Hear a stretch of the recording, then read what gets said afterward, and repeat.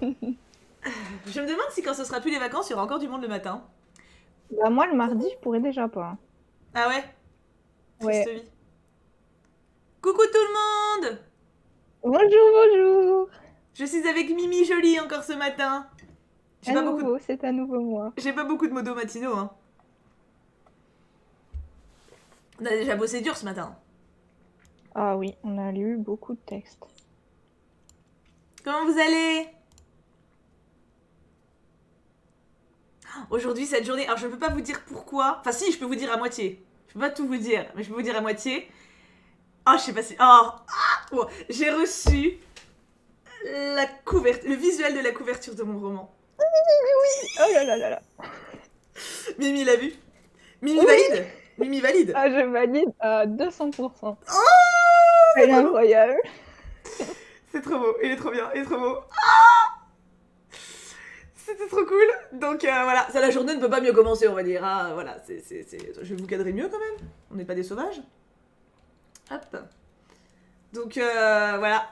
Voilà. Donc je vais encore avoir... il faut que j'attende fin mars pour avoir la correction globale, on va dire, avec correction des fautes, etc. Mais j'ai une question sur le thème du jouet, je peux... Ouais, vas-y, Tammy. Donc cette journée commence C'est le très bien. moment. T'as dit quoi, Ah Mimi? oui, oui, oui. C'est le moment de poser des questions, j'allais dire. Bisous, Draco. Mais oui, Pétunia, j'aimerais tellement vous le montrer, mais je peux pas. Je peux pas, mais... Exactement, baby. Oh, un petit stream lecture du matin, là. Ça fait du bien. Et attends, j'ai laissé mon portable à Kim. Parce que Kim est en télétravail. Pourquoi ai-je laissé mon portable à Kim? Parce que Panini va me livrer les stickers. Et si ça arrive bien, comme prévu, et que je reçois le trépied que je voulais, on peut se faire une ouverture de stickers cet après-midi. Non mais trop de Oui. bonnes nouvelles. Là, il manque plus, on va voir les cuisinistes à 14h, il manque plus que la cuisine ce soit celle de notre vie et c'est parfait quoi. C'est bon. La journée... Ah non, pas gratuitement, non, j'ai claqué 40 balles. Ouais. Non, non. Il faut le dire. Ah bah il faut bien le dire même. Je vais les ouvrir lentement. Tu sais, genre je vais déchirer en ASMR, tu sais, genre... Merci Kissali pour ton sub. Et c'est parti pour le 5e mois et quoi de mieux que de commencer avec une séance lecture. On est d'accord Kissali, rien du tout. Ça fait mal au cucu. 40 balles, ouais. Quand on est une pince comme moi, clairement. Hein. Et attendez que je rachète des Pokémon parce que je vais en racheter. Je vais en racheter, j'annonce. Oh, ça c'est génial. Pokémon. Ah, mais je vais les savourer, les ouvertures de booster. Hein. Tu sais, genre, déjà de base en vidéo, je prends 1 heure pour ouvrir un booster, mais alors là, vous êtes pas prêts. Hein. Ah non, Tammy, j'ai pas vu ta question, pardon, j'étais en train de m'enjailler. Attends, je remonte. Je remonte. C'est obligé que le jouet pop d'un coup ou le perso peut le chercher de lui-même? Non, il peut le chercher de lui-même. Oui, j'ai écrit un roman, Manon.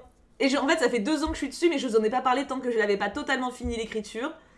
Et en fait, je vous en ai parlé sur Twitch il y a quelques semaines, 2 semaines, je crois.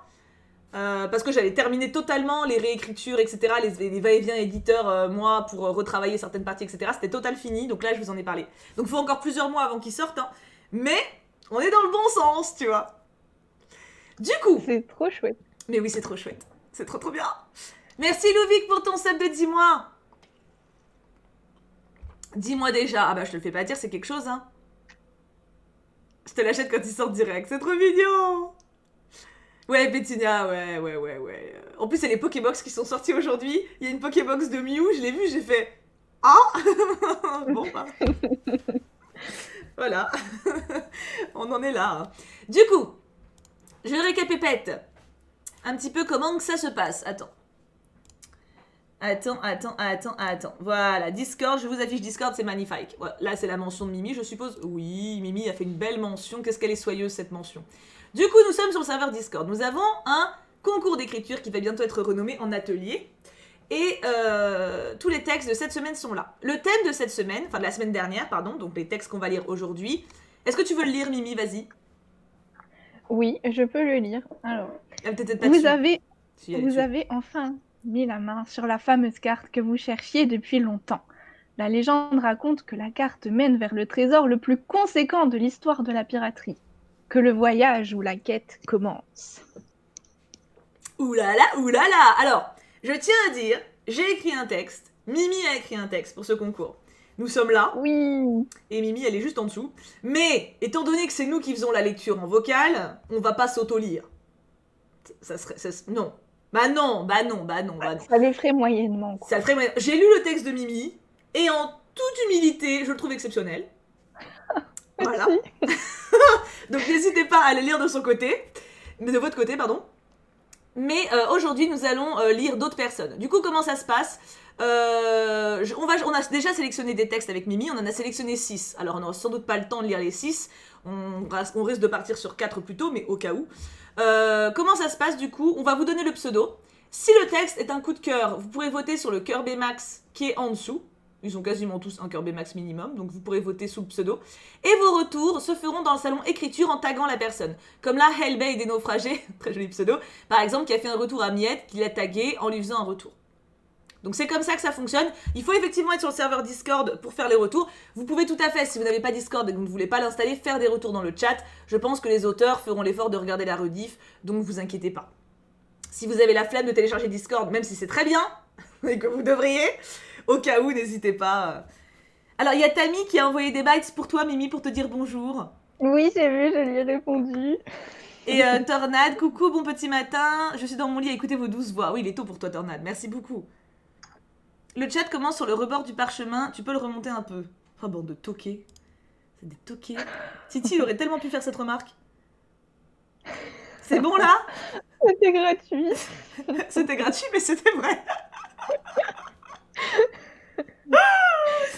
Est-ce que ça va pour le chat? Est-ce que vous êtes bien là, le chat? Vous êtes bien cadré? Vous êtes bien sur le bon morceau? Bien. Eh ben écoute, si là, je suis ravie que ça te convienne. Est-ce que vous êtes prêts du coup pour le premier texte? Du coup, je vais lire le premier texte. Mimi va lire le second. Je lirai le troisième, le quatrième, etc. Vous avez compris. Hein? Are you ready? Moi, oui. Toi, je sais. Toi, je n'en doute pas. J'enlève Discord. Alors, le premier texte, c'est de Compote de pirates. Normalement, compote de pommes, mais en fait, on a un thème. Bah, comme vous pouvez le voir, là, c'est sur les pirates. Donc, certains changent leur pseudo en rapport avec le thème. Est-ce que Compote de pommes est là? King Piu Piu, effectivement. Est-ce que Compote est là? Le pseudo est cool, oui. Peut-être qu'elle dort, hein. Ou alors qu'elle bosse, il y en a qui bossent aussi, hein. Vous êtes quand même 129. Vous êtes en vacances ou c'est juste vos horaires habituels ou vous êtes en télétravail ou... Je suis curieuse. Je vais savoir si la semaine prochaine, si je fais un stream à 10h30, on est deux, quoi. Après, 2, c'est bien, hein. C'est mieux vaut que 2 que 1. Ah oui, il y a beaucoup de vacances quand même, hein. Allez, est-ce qu'on n'attaquerait pas? Effectivement, Gomard. Je recommence dans 10 mois. Dans 10 minutes. Ah, j'ai pris dans 10 mois. Bah, t'as le temps d'écouter le texte de Compote. Enfin, peut-être pas 10 minutes. Allez! On attaque. Premier texte de Compote de pirate. Alias Compote de pomme en temps normal. La pierre d'Amaphilis. Enfin, j'y suis. La carte d'Amaphilis, je l'ai trouvée. Alors la prophétie disait donc vrai. À moi le plus grand trésor de l'histoire de la piraterie. La pierre d'immortalité. Loin, parmi des terres reculées, au-delà des mers immaculées, naquit le fils d'une femme et d'un dieu, qui du père hérita ses yeux. On racontait de lui que sa mère était la plus belle de la terre, et que du père, fruit du divin, l'immortalité il obtint. Un jour que le jeune enfant marchait, un faible aveugle derrière une haie cria et aide lui demanda. Lui, ayant un cœur pur, s'avança. Mais l'invalide, dès qu'il le put, avec les yeux, lui ôta la vue. Si les dieux m'ont empêché de voir, je ne serai pas seul, monstre de foire. Ensemble, il perdit l'œil et la vie, et dans les terres d'Amaphilis gît aujourd'hui le symbole immense de la grande et divine semence. Les hommes sont des créatures avides de pouvoir et d'argent. Toujours en quête de plus, ils ne voient ce qu'ils possèdent que quand ils l'ont perdu. Aussi, quand les hommes apprirent l'existence d'une pierre conférant une vie éternelle à n'importe qui la touchait, beaucoup abandonnèrent famille et amis pour trouver ce trésor divin qui devait leur offrir l'immortalité. Certains s'oublièrent et tuèrent jusqu'à leurs propres camarades pour s'assurer la gloire. Tout ce qu'ils trouvèrent furent le bout d'une corde ou le fond des océans. Ces gens-là étaient nommés pirates. Je vais vous raconter l'histoire d'un d'entre eux qui, ma foi, aura su ouvrir les yeux. Ce pirate s'appelait Julian, prononcé à l'espagnol parce qu'il déteste qu'on le prononce autrement. Il était bel homme, jeune avec des cheveux bruns, mi-longs et fugaces, des bottes et un pantalon noir qui le mettaient à son avantage, une chemise blanche et large, comme en portent tous les pirates, et un air à la fois sérieux et arrogant qui lui valait le respect de ses hommes. Il avait pris l'habitude d'être dur et sans pitié avec son équipage, même s'il semblait faire preuve d'une plus grande patience avec eux qu'avec ses adversaires. Les seuls moments où on le voyait sourire étaient les infimes instants qui s'écoulent lorsqu'une lame s'abat sur un ennemi. Un jour qu'il explorait les grottes des îles Canailles, sur les conseils d'un vieil homme aveugle, il trouva la carte qu'il avait cherchée toute sa vie, celle qui menait aux terres d'Amaphalis. Dès qu'il eut le bout de papier en main, il rejoignit ses hommes qui l'attendaient sur le Brigantin. Ce navire était la seule chose qui semblait avoir de l'importance aux yeux de Julian. Il l'avait nommé le Rowdy Raven. Je ne compte même plus le nombre d'heures qu'il a passé à nettoyer doucement et en détail la figure de proue qui représentait un corbeau aux ailes déployées. Étrange comme sculpture pour un bateau. « Moussaillon, Mathurin, timonier, rassemblez-vous autour de moi. J'ai trouvé sur cette île la carte qui doit nous mener vers l'immortalité. Nous deviendrons bientôt l'équipage le plus redouté parmi tous les pirates. Nous mettons les voiles dès maintenant vers les terres d'Amaphalis. Retournez à vos postes et larguez les amarres. Cap vers le levant, la gloire nous attend. Moussaillon. »« Oui, capitaine, répondit l'équipage en chœur. « Bec de chèvre, cul de poule, bout de bois. Combien de fois vais-je devoir vous le rappeler ? C'est capitaine, pas capitaine. Nous valons mieux que les écrevisses de rempart qui jactent de cette façon. »« Mais capitaine, nous on est des gonzes du peuple, on sait pas jacter comme vous faites, hein. Vous avez reçu une éducation noble, répondit le présumé cul de poule. Morbleu, je ne jacte pas, je parle. Vous allez me travailler cela immédiatement. La politesse est de mise sur ce bateau. Et une dernière chose, je ne fais pas partie de ces capons et je n'en ai jamais fait partie. Je suis un pirate, et si je vous surprends encore une fois à me comparer avec ces mécréants, je ne serai pas d'aussi bonne humeur et aussi clément qu'aujourd'hui. Estimez-vous heureux de vous en sortir avec seulement un avertissement pour cette fois. N'oubliez pas que vous n'êtes que des pièces remplaçables. Maintenant, bout de bois, vérifie l'état de la quille. Bec de chèvre, retourne au nid de pie et hisse le drapeau rouge. Cul de poule, occupe-toi de l'appareillage. Moussaillon, nous tuerons quiconque se dressera sur notre chemin. Oui, capitaine, cria tout l'équipage. Après s'être fait passer sous la quille, ils coururent tous à leur poste. Avant même que Julian ait le temps de soupirer, le Brigantin vira à tribord, dos au soleil qui se couchait à l'horizon. C'était le début de la quête tant attendue. Le navire navigua à travers les mers et les océans durant plusieurs semaines. L'épreuve était dure, le chemin semé d'embûches. L'équipage traversa nombre de coupes-jarrets. Un orage d'une puissance jamais vue avait failli retourner l'embarcation à plusieurs reprises. Les pirates avaient dû affronter les troupes désarmées des royaumes de Vespatie et de Bestibal, les écumeurs des mers et les forbans qui cherchaient à les piller. Le chemin était parsemé de plaines de roches aiguisées comme des sabres. Seul un bon capitaine aurait pu sortir son bateau d'une telle impasse. Julian était particulièrement efficace. Il semblerait qu'avoir un but pousse les humains à se dépasser. Pourtant, un événement était venu troubler le quotidien de l'équipage déjà assez instable. Cela faisait déjà une 60aine de jours que la carte avait été trouvée. Un coup de semonce retentit. Un navire ennemi était à l'approche, des corsaires. Leur galion était beaucoup plus imposant que le Rowdy Raven, mais Julian savait que revenir en arrière était impossible. « Mathurin, tous sur le pont! Branle-bas de combat! Préparez-vous à tirer une bordée! Ce rafio ne tiendra pas devant notre puissance! Nous écraserons ces vieux loups de mer! Pas de quartier !»« Yeah !» s'écria l'équipage en chœur. Le Brigantin s'approcha du galion et le combat commença. Les marins lancèrent des pics d'abordage et le capitaine cria « À l'abordage !» Tous suivirent celui qui les avait guidés par-delà les terres et en qui ils avaient une confiance sans faille.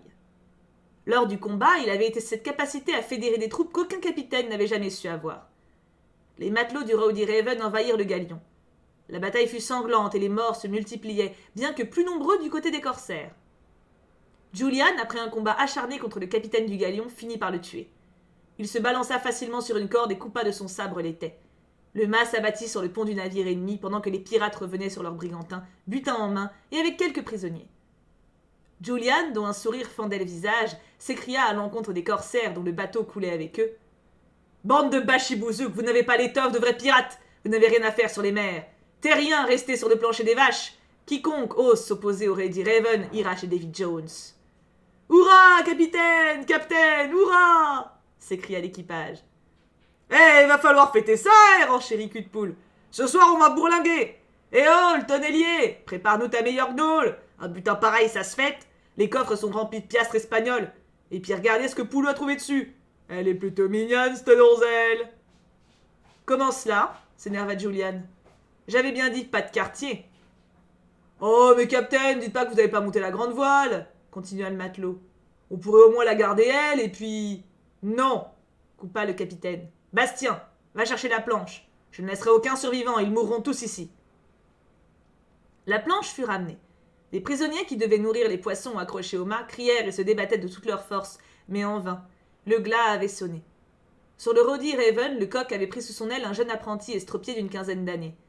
Le pauvre enfant avait été amputé après une morsure de serpent avant de rejoindre le brigantin. Il était très discret et timide, mais aimé de tous. Ce dernier, dans un élan de générosité et de bonté, se jeta devant le capitaine et le supplia d'épargner ses quelques prisonniers. Trop de gens étaient morts ce jour-là. Le Rowdy Raven avait perdu 3 de ses hommes, nul besoin de rajouter des victimes supplémentaires. « Non, ils mourront, et si tu ne veux pas les rejoindre, tu ferais mieux de m'obéir, » répondit Julian. « Mais, capitaine, tenta le jeune garçon. « Très bien, tu sauteras aussi, » conclut le capitaine. Julian, d'un œil impassible, fit sauter un par un les prisonniers. Mais quand ce fut le tour du jeune moussaillon, le coq s'interposa et demanda grâce au capitaine. « Je ne laisserai pas un acte de mutinerie impuni sur mon propre navire, » répondit-il.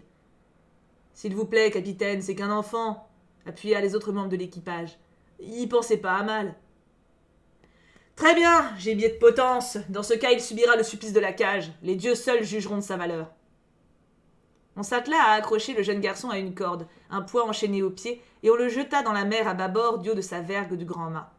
Il fut plongé dans l'eau pendant environ 3 minutes, puis on le sortit. On recommença l'opération 5 fois.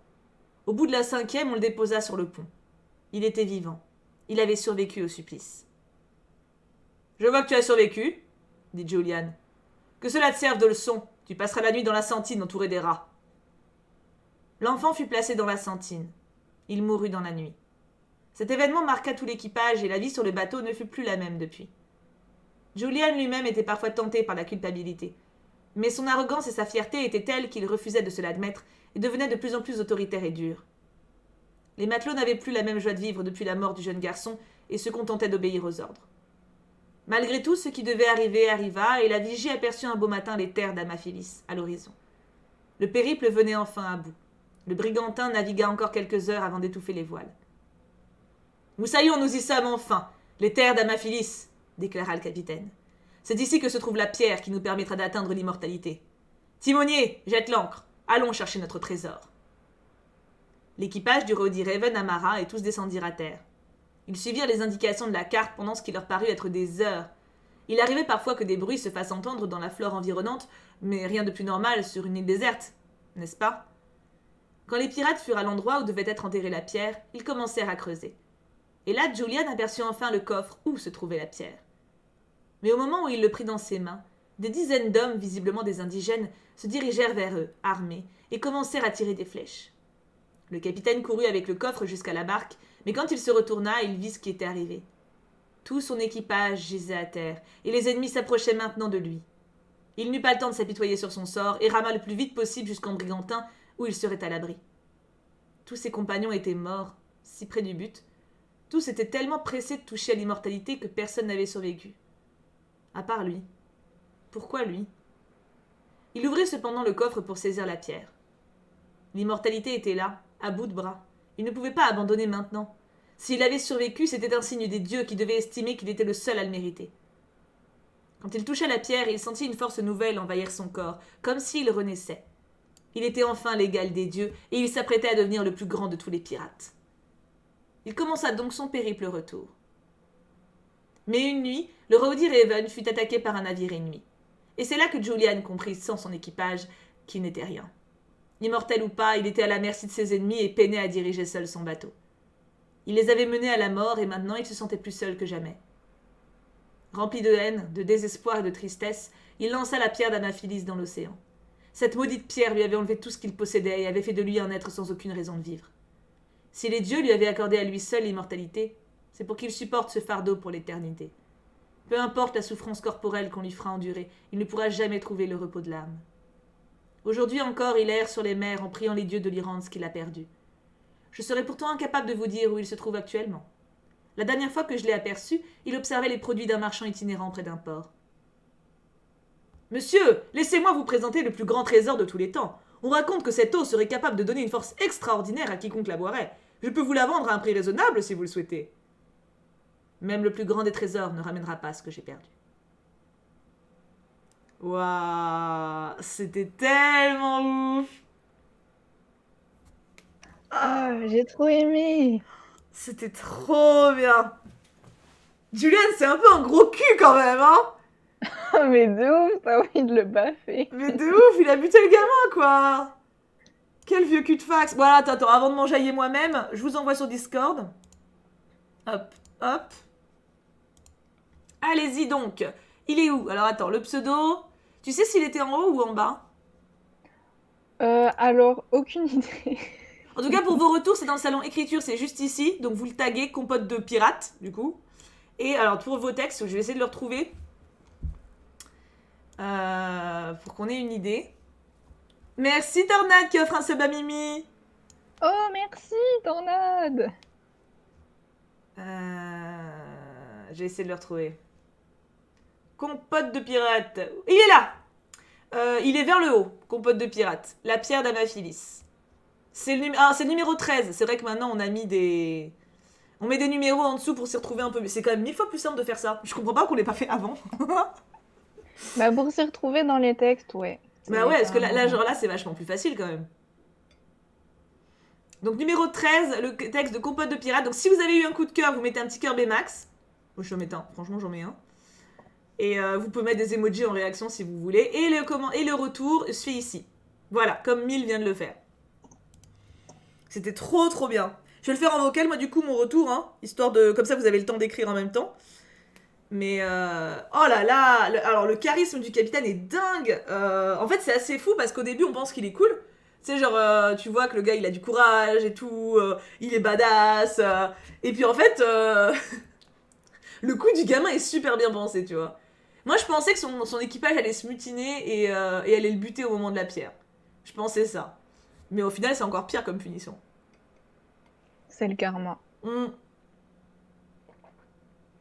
Oui, alors la petite poésie au début, Tammy, je suis d'accord, c'est trop beau. Hein.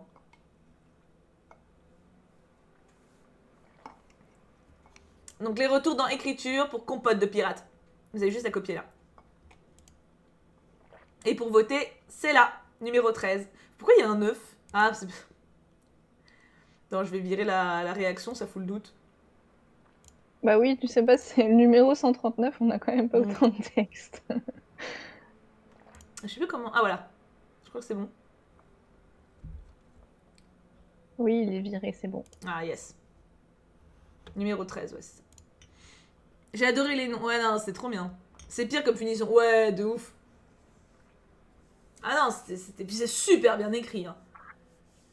Oh la vache, là on est vraiment dans une histoire de pirate à 100%. Puis en plus c'est chaud parce que les écritures de scènes de bataille, c'est vraiment pas facile. Et là t'en as fait plusieurs en plus. Le truc des cannibales. Et bien sûr la grosse bataille avec les prisonniers. Après il est un peu con, Julian, pourquoi il veut pas garder les prisonniers? Ça fait de la main d'œuvre quoi. Enfin, ou alors il les revend en esclaves, je sais pas quoi. Ouais, c'est vrai qu'il y a moyen de se faire de la thune avec quoi. Ah Nociette, t'as pas réussi ta mention.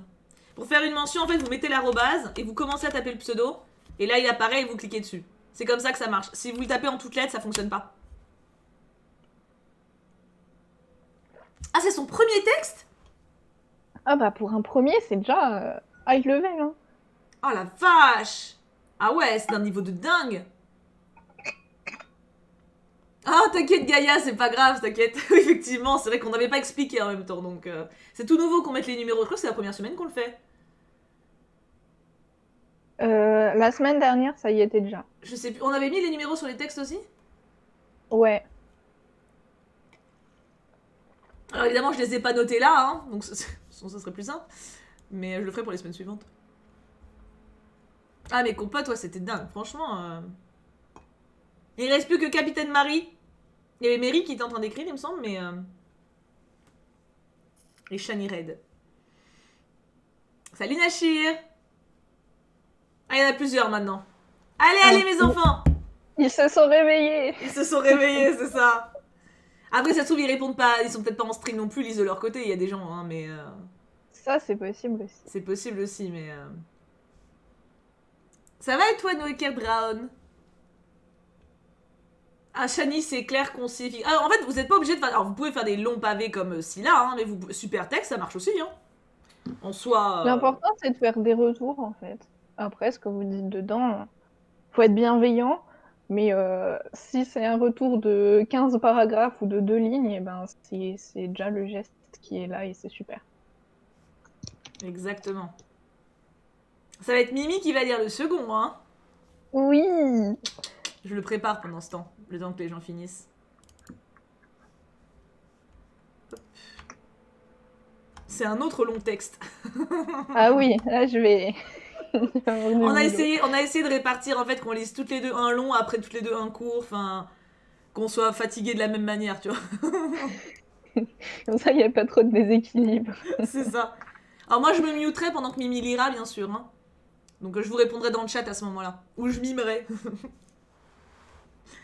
Merci Armin. Armin nous fait boire. C'est sympa. Ah, ça, c'est très gentil. Ah oui, Jack, Oh, ouais. je sais pas si... Attends, Jack, à chaque fois, c'est une meuf, on est d'accord. Mais elle dit Oui. pas. Elle a pas mis elle. Ah, bah Jack, il faut aller dans les étiquettes. Ah bah, en plus, t'as plein d'étiquettes. Non mais en plus, à chaque fois, je bug. À chaque fois, je dis il, elle, je suis perdue.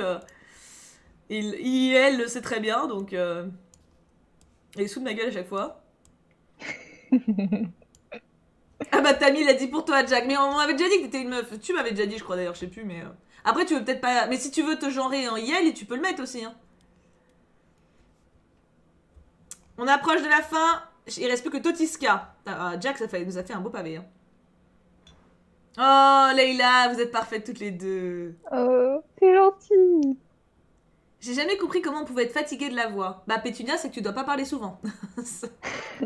Essaye d'enchaîner les longs textes de 4 pages en lecture à voix haute et je pense que tu comprendras. Voilà. Ok, on n'attend pas Totiska. Ça marche.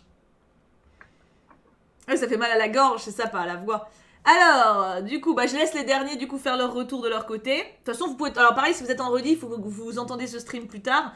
N'hésitez pas, même plus tard dans la semaine, à le faire. Hein. Il n'y a pas de souci. Hop, hop, hop. Je vais y arriver. Ça va être le texte de Jack et Maritis, justement, que Mimi va nous lire. Oui, quand on parle du loup. Eh bah, tiens, quand on parle de Jack.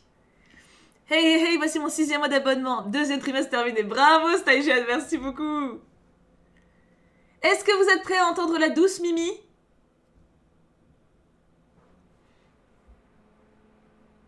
Ah bah, jus de pomme. Bah, c'est toi qu'on vient de lire, meuf. Ah non, c'est compote de pomme. Ah non. Il y a de la pomme. J'ai tout, il y a de la pomme, mais il n'y a pas le même statut de pomme. Cette vague de oui est magnifique. Mimi, je te laisse les rênes le gouvernail du bateau. Oui. Alors, le texte s'intitule Le trésor d'Aphrodite. Dans une pièce sombre, embrumée par la fumée du tabac et la poussière en suspension, 2 hommes se faisaient face. L'un à la peau verdâtre et au regard vitreux examinait avec attention une série de pierres précieuses. L'autre, d'apparence humaine, élancé et musclé, le toisait avec agacement. La négociation pour le prix des gemmes durait depuis trop longtemps, mais le receleur s'en moquait, faisant durer le plaisir. Alors, peut-on conclure la vente? J'ai autre chose à faire, gronda-t-il avec lassitude. Vous êtes dur en affaires, Captain Morgan, avoua l'acheteur en se grattant la tête. Vous me diminuez mes marges, mais hélas, vous maîtrisez trop bien nos codes. J'accepte la vente. Morgan sourit avec satisfaction et récupéra les 25 cartes de verre déposées sur le comptoir. Il tourna les talons mais sembla se raviser et reporta son attention sur son partenaire commercial. Vous qui savez tout, où pourrais-je refaire des papiers d'identité demanda-t-il d'un ton faussement détaché. C'est votre jour de chance. Il se trouve que cela fait partie de mes compétences, affirma le receleur avec un sourire gourmand. Par contre, cela a un certain prix. Morgan grimaça avant de ressortir l'argent qu'il venait de gagner. Non, non, le coupa le receleur dans un geste de refus. Je parle d'un autre prix. Le pirate se rapprocha de son interlocuteur, intrigué et méfiant. Les yeux de l'alien brillaient d'une lumière singulière, qui ne lui disait rien qui vaille. Quoi donc questionna-t-il d'un ton âpre. Cela fait des années que je suis à la recherche du trésor de l'Aphrodis, expliqua le faussaire en sortant un rouleau de parchemin râpé de sous le comptoir. Ceci est l'unique carte qui mène à ce dernier. Vous voulez que je vous le ramène en échange des documents? Oui, la relique pour moi, une part de trésor et une belle identité neuve pour vous. Morgan réfléchit, hésitant. Il flairait l'arnaque, mais il n'était pas vraiment en mesure de négocier. Le capitaine poussa un profond soupir et tendit sa main à son nouvel associé. Bien, dans ce cas, je pense que nous avons un accord, dit-il. Le receleur attrapa vivement la main tendue avec son tentacule et la secoua vigoureusement pour sceller le pacte. Morgan récupéra le parchemin et quitta la pièce. Le Dregarian allait enfin reprendre le large.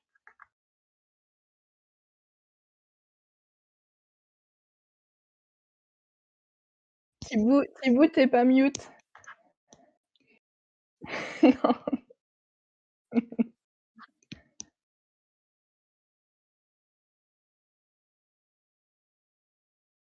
Ah, ok. Bah tu. Ok, ça marche. Je reprends. Sur le navire, l'équipage attendait son capitaine avec effervescence. Surtout Tic et Tac, les deux gabières félines du groupe. Elles sautèrent presque sur Morgan lorsqu'il mit le pied sur le pont. Alors, des nouvelles pour ces nouveaux papiers demandèrent-elles à mi-voix. On peut dire ça, répondit le capitaine en leur montrant le parchemin. Voici notre monnaie d'échange, les papiers contre le trésor. On part à la chasse au trésor? En vrai, comme dans les contes demanda près d'eux une voix un peu candide qui les fit sursauter. Rorik, leur jeune recrue au visage rond, ouvrait tout grand ses yeux avec l'émerveillement d'un enfant à qui on proposait un nouveau jeu. La spontanéité de sa réaction décrocha un rire tendre au capitaine. Oui, un vrai de vrai. Tu te joins à moi pour le trouver demanda-t-il en lui faisant un clin d'œil amical. Malgré lui, le cœur de Rorik loupa un battement.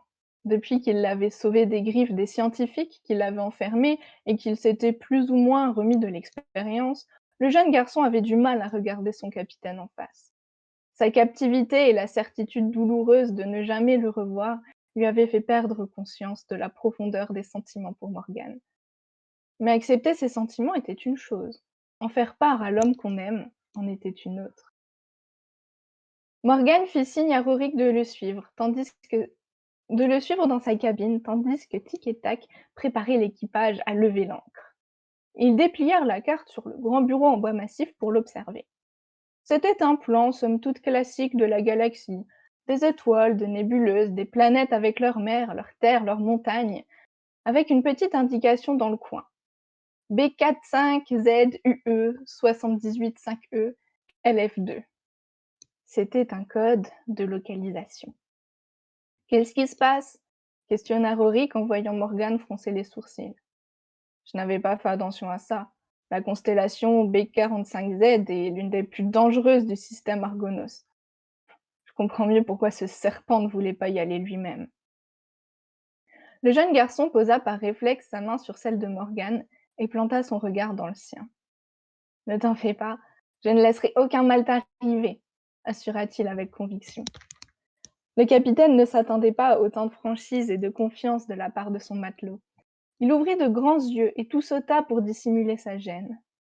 Rorik, réalisant brutalement son audace, recula d'un pas, le visage cramoisi, et bredouilla une vague excuse. Morgan éclata franchement de rire devant cette maigre tentative de rattrapage. C'est qu'il essayait de prendre la confiance, son petit lapin. Il ébouriffa gentiment les cheveux du garçon qui lui rendit son sourire. Avec toi à mes côtés, je sais que je peux aller n'importe où, répondit-il avec la chaleur. Cap sur la planète Zerades. 3 jours plus tard, il atterrit enfin, après plusieurs manœuvres complexes, sur Zerades. Les différentes couches gazeuses étaient turbulentes, rendant l'approche périlleuse. L'équipage put prendre pied sur le sol rocailleux et stérile. Des émanations âcres flottaient autour des reliefs anguleux, teintant le ciel de couleurs étranges et remplissant leurs poumons d'un air nauséabond. Morgan annonça rapidement les tâches. Plus vite il trouvait ses reliques, plus vite il pouvait mettre les voiles. Sous les directives d'Elstorm, le cartographe du groupe, les pirates se mirent en route en direction d'une montagne de cristaux au profil peu engageant. Les conditions atmosphériques et physiques du lieu étaient propices à la création de ce minerai brillant, semblable à du diamant poli. C'était magnifique, mais cela rendait le cheminement périlleux. Autour d'eux, des dizaines de créatures étranges, reptiles granuleux ou volatiles criards, observaient leur périple de loin. Rorik ne pouvait quitter des yeux cet environnement incroyable, abandonné des hommes. Oublié du danger, il fut le premier surpris lorsque, sans crier gare, le sol se déroba brutalement sous ses pieds. Il ne dut son salut qu'au réflexe de Morgan, qui le retint juste à temps par la taille. Le capitaine s'assura brièvement qu'il allait bien avant de leur rappeler d'une voix tendue combien la toxicité de ces vapeurs hallucinogènes les menaçait. De fait, autour d'eux, le sol et le décor se mouvaient avec élégance, comme s'il était composé de millions d'êtres vivants. Après un temps qui leur sembla des heures, le petit groupe s'arrêta. Le sommet ne semblait pas se rapprocher tandis que leur vaisseau disparaissait de plus en plus derrière les méandres des reliefs. On dirait que plus on s'approche, plus le trésor s'éloigne, grommela Elstorn, un peu essoufflé. Comment qu'on est censé le trouver s'il bouge en permanence questionna Tic, agacé. On pourrait retourner au navire et se rapprocher davantage du trésor proposa Rorik. Impossible. Impossible. La densité des métaux dans l'air rendrait nos appareils complètement fous et on s'écraserait, informa Tan. Alors, on fait quoi demanda le cartographe d'un ton rugueux. Le découragement semblait gagner le groupe devant l'hermétisme hostile de la montagne. Un rugissement furieux s'échappa soudain d'une faille découpée dans le flanc de la roche. Le groupe se retourna comme un seul homme, saisi par un très mauvais pressentiment. La silhouette massive d'un grand dragon de verre à la gueule avide se glissa hors de l'anfractuosité. Aussitôt, Morgan repoussa Rorik derrière lui, en lui faisant signe de bien reculer, et dégaina le sabre qui ne quittait jamais sa ceinture. Surtout, tu restes bien derrière moi, ordonna-t-il. Les Broldrogs sont des saloperies qui aiment la chair tendre et s'attaquent en priorité aux plus jeunes du troupeau. À ces mots, le visage de Rorik se décomposa. Il voulut émettre une protestation, mais il n'en eut pas le temps. La grosse tête visqueuse de la bête, après avoir humé l'air et dévisagé chacune de ses proies potentielles, fondit directement sur Morgan. Tic et Tac, qui anticipaient aussi une attaque sur Rorik, lâchèrent une bordée de jurons et coururent au secours de leur capitaine.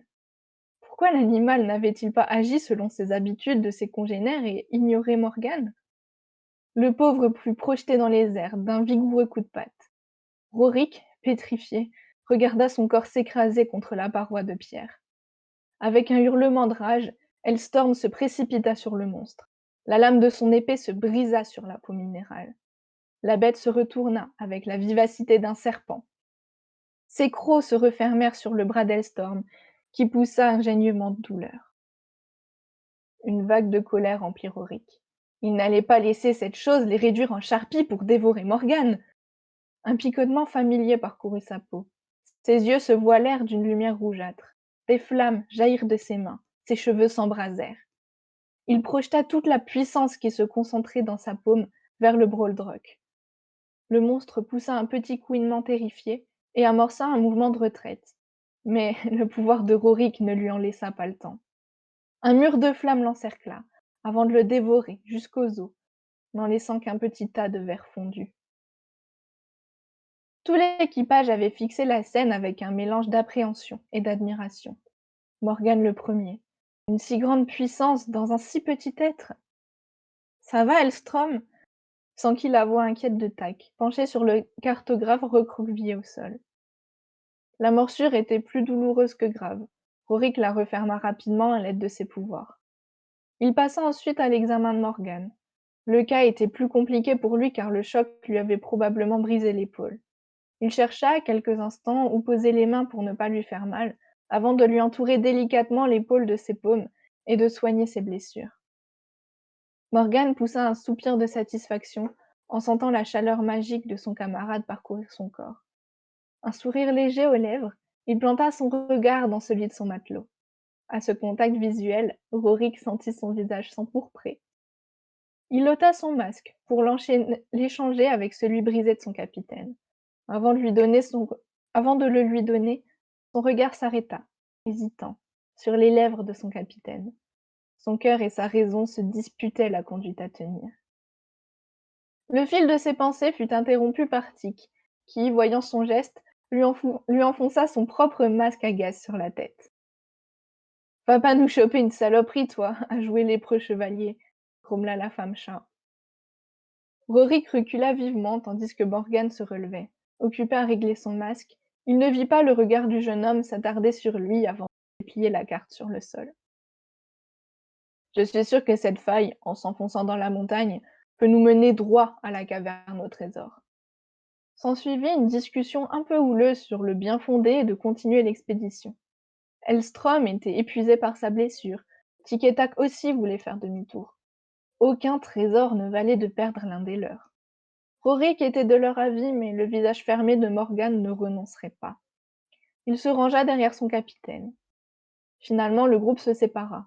La mort dans l'âme, Elstrom, blessé, et Tic, sans masque, redescendirent vers le navire avec Tac. Morgan et Rorik s'engouffrèrent dans les tréfonds de la montagne. Les deux hommes mirent un long moment à retrouver leur chemin dans le dédale de galeries qui creusait le ventre de la planète. La boussole s'affolait au contact des minéraux et des métaux qui les entouraient, et l'obscurité les désorientait. Malgré la petite flamme allumée par Rorik, ils n'osaient rompre le silence pesant qui planait au-dessus d'eux. Au bout d'une éternité, Morgan poussa un cri de victoire. Ils pressèrent le pas. Au bout de la galerie, une ouverture, plus large, se découpait. Un balcon grossier surplombait une large caverne aux murs de cristal étincelant. Au fond, le cadavre disloqué d'un navire gisait sur le flanc, depuis longtemps abandonné. Nous l'avons trouvé! Après tous ces efforts, Rorik avait peine à y croire. Ils entreprirent de descendre jusqu'en bas, veillant à ne pas déraper sur les marches de pierre polies par le temps. L'épave était énorme. Sur sa coque, qui semblait s'être pétrifiée au contact de l'atmosphère si particulière de la planète, on pouvait encore lire son nom, en lettres d'or écaillées. Aphrodis. Rorik avait l'impression de toucher du doigt une légende à demi effacée. Les deux hommes se frayèrent un chemin jusqu'au cale, se glissant à travers les amas de débris entremêlés. La porte avait été défoncée depuis longtemps. Il n'y avait plus rien dans l'espace dédié à la cargaison. Les coffres et les malles offraient tristement leurs panses vides au regard de leurs visiteurs. Rorik sentit un profond désespoir s'emparer de lui. Tout ça, pour rien. Il se tourna vers Morgan. Le jeune homme fixait la carte, les sourcils froncés. Le morceau de parchemin, dans la semi-pénombre de l'épave, s'était mis à scintiller légèrement. Au contact des vapeurs de la caverne, l'encre avait changé de couleur. À travers les tracés de la carte, d'autres traits apparaissaient en filigrane, dessinant les contours d'une cale de bateau dans laquelle s'ouvrait une cavité. Les yeux rivés sur les indications, Morgan contourna les caisses éventrées. Au fond de la cale, la coque n'était pas aussi lisse qu'elle y paraissait. Il ôta son masque pour mieux voir, car le verre fumé de la visière le gênait. En tâtonnant un peu, il parvint à faire basculer tout un pan de bois. Là, au creux d'une sorte de placard secret, une bourse de cuir et un paquet un peu long, enveloppés d'une ligne jaunie, semblait descendre. La relique était toujours là. Un sourire victorieux se dessina sur les lèvres de Morgan lorsqu'il le prit dans les mains. La tension qui les entourait depuis plusieurs jours se relâcha, d'un coup. Qu'est-ce que c'est? Interrogea Rorik, ôtant son masque à son tour. Le prix de ta liberté, bonhomme, répondit le capitaine avec un petit rire soulagé. Et on a même un bonus sonnant et trébuchant. D'un geste souple, il lança la bourse à Rorik. Elle était pleine de pièces d'or des 4 coins de la galaxie. De quoi tous les tenir à l'abri de la faim pour un moment. Rorik ouvrit de grands yeux. Morgan rangea le paquet dans son sac avec un sourire satisfait. On a réussi notre mission? On peut rentrer sur le bateau? Au-delà de toute espérance. Mais avant de remonter, il y a quand même un truc qu'on a oublié tout à l'heure. Rorik leva vers lui un regard interrogateur. Avant qu'il ait eu le temps de poser la moindre question, Morgan lui ferma la bouche d'un baiser tendre et plein de chaleur. Rorik eut l'impression que son cœur s'arrêtait dans sa poitrine avant de repartir follement. Quelques secondes, le temps sembla se suspendre et les entourer de douceur. Est-ce qu'il était en train de rêver? Lorsque Morgan se recula, les yeux pleins d'étoiles, Rorik eut un geste pour le retenir. Morgan le serra contre lui avec un petit rire heureux et l'embrassa sur le front. Ils étaient un peu rouges, tous les deux, un peu hésitants aussi, comme lorsque c'est la première fois qu'on se retrouve à vibrer aussi fort à l'unisson avec une autre personne. Ils restèrent l'un contre l'autre un petit moment, écoutant l'harmonie des battements de leur cœur. Allez, remettons nos masques et quittons cet endroit pour des cieux plus cléments, lui lança Morgan avec un sourire plein de tendresse. Encore sous le coup de feu qui battait à ses tempes, Rorik acquiesça. Morgan lui prit la main pour l'aider à sortir de l'épave, et Rorik s'y accrocha tout le long du trajet. Peu importait les trésors qui dormaient à présent dans le sac de Morgan, peu importait ce que l'avenir pouvait leur réserver, son trésor, à lui, était juste là, à ses côtés, et il en était profondément heureux. Ah, c'est trop adorable! J'adore! Je me démute de partout. Désolée, en fait, je m'étais mute sur Twitch, mais j'avais zappé que tu m'entendais dans le vocal. Désolée pour la déconcentration, parce que du coup j'ai engueulé Kim en même temps. J'étais là, oh mais non! Je me suis mute après pour finir d'engueuler tranquille. C'était trop beau. Alors j'ai loupé malheureusement tout le début, enfin la première page quasiment, enfin la moitié de la première page. J'étais un peu paumée en revenant parce que en fait ça a sonné à la porte et j'appelle Kim pour qu'il y aille et j'entends aucune réponse. Et en fait monsieur était sur le lit avec son casque sur les oreilles en écoutant de la musique. C'est super. Effectivement. Donc du coup c'est pour ça que j'ai couru pour en plus c'était recommandé. Et après en fait là juste après il y a un colis qui est arrivé où j'ai reçu tada le panini. Ah, c'est trop magnifique, j'adore. Il est arrivé, donc du coup, on verra tout à l'heure. Il faut que je reçoive. Normalement, je reçois le trépied aussi aujourd'hui. Donc, il faut que je reçoive le trépied avant. Donc, si je reçois bien le trépied, on ouvrira ça cet après-midi. J'ai raté plus. C'est trop chouette. Après, j'ai rattrapé. C'est pour ça que je suis remontée un moment en lisant. J'ai rattrapé le début en survolant. Qu'est-ce que c'est bien écrit? Alors, attends, je vous mets sur Discord. Like usual. Mimi, ta lecture était magnifique. Hein. Merci. Tu dois être crevée, mais. Ça valait la Ah peine. oui, c'était long, mais c'était trop chouette, j'ai adoré. Du coup, écriture, c'est là. Ben voilà. Ah oui, il y en a deux. Il y en a deux Oui, qui ont c'est écrit ensemble. Maritis et Jack. Pourquoi, oh mon dieu, Perlou? Du coup, voilà, vos retours comme d'habitude dans le salon écriture. Et pour le texte, c'était quel numéro t'as noté? C'était vers le bas, je crois. Hein. Alors, j'ai pas noté, mais oui, c'était vers le bas. On a tellement pas le réflexe de noter les numéros encore. Alors que c'est tellement beaucoup plus simple. C'est le numéro 43. Oui, parce qu'on a eu beaucoup de textes cette semaine. Numéro 43. Alors, si vous avez eu un coup de cœur, vous mettez un petit cœur Bmax. Ça le vaut clairement. Et vous pouvez mettre des emojis en réaction qui vous intéressent. Ouais, celui-là. Celui-là, il est bien choisi. Donc, n'hésitez pas à voter pour vos coups de cœur de manière générale. Le titre du texte, c'est Le trésor d'Aphrodis. Aphrodis. Aphrodis. Et les retours se font là. Noyez-les sur les retours, c'est mérité. Ah ouais, c'est largement mérité. En plus, la petite histoire d'amour, là, à la Oui, fin, oui. c'était trop mignon. Et en fait, j'ai envoyé un message à Kim là pour lui dire j'attends un autre colis, mais je crois qu'il a remis son casque. Donc on n'est pas à l'abri que je doive partir en courant encore. Plaisir. Voilà, où nous en sommes. Alors, il était long par contre. Ouais, il était... On l'a senti en longueur, mais putain, t'as l'impression d'être dans un roman, quoi. En fait, c'est ça qui est cool, c'est que t'as vraiment pris le temps, enfin, vous avez vraiment pris le temps de vous installer dans le bouquin, enfin, dans l'histoire. Dans le bouquin, lapsus. Mais parce que, en général, quand c'est des textes assez courts, on va assez vite à l'essentiel. Moi, c'est ce que je fais souvent parce que je fais des textes de maximum 3 pages en général. Et alors que là, t'as vraiment l'impression d'assister à un roman, tellement vous allez dans les détails, dans les petites anecdotes, dans les traits, etc. Et c'est super appréciable. C'est perturbant parce que du coup, ça change par rapport à un format aussi court, mais c'est vraiment cool. Et encore, on a beaucoup coupé. Ouais, je me doute. Comment on vient sur le Discord? Je viens de l'installer. Ah bah attends, bouge pas. Bam. En plus, je me suis rendu compte, Mimi, du coup, tu devais entendre quand je tapais. Ça devait être super chiant. Un petit peu. Elle me disait pas, Mimi, genre, oh non, ça, je fais avec. Je me muterai aussi maintenant dans notre vocal. C'est mieux. En fait, Wisebot, faut pas lui dire merci, c'est moi qui lui... Enfin, c'est les modos et moi qui lui disons quoi faire. Donc, ça sert à rien de le taguer. Il nous obéit, c'est ça. C'est un peu notre Android, tu vois. Ah, les retours arrivent. On sent qu'ils sont longs. On sent que ça soigne. Et vous vous déconcentrez vite, hein. Quand ils ont vu que j'ouvrais le colis, c'était en mode, y'a quoi dedans? Après, j'avoue, ça donne envie. Ils sont curieux.